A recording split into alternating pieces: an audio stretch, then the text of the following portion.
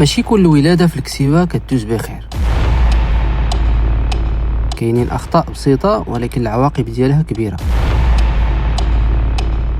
وكل دقيقة بعد الولادة كتفرق بين ماعز صحيح والاخر لا. وهاد اللحظات هي اللي كتطلب منا نردو البال مزيان.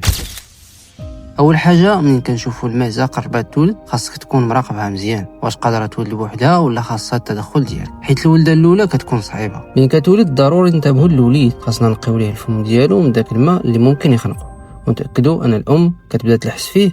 هذه علامه مهمه بزاف كتدل ان الام ما غاديش تنفر ولدها. ونضفوا له السره تاعو بالماء الزرق ضروري. الرضاعه الاولى ضروريه، حيت داك الحليب الاول اللي هو اللبن هو اللي كيعطيه المناعه وكيعاون الصغير يوقف على رجليه. وكنراقبوا المعزه واش طاحت لها السلا واش ما فيها حتى نزيف. راحه الام ضروريه باش تكون مستعده ترضع وليداتها. الا عجبك الفيديو دير جيم وشاركوا مع اللي مهتم، وخليك مع الفيديوهات الجايه باش تعرف كيفاش غدوز رحله هاد الصغار من دابا حتى يكبروا بجميع المراحل ديالها.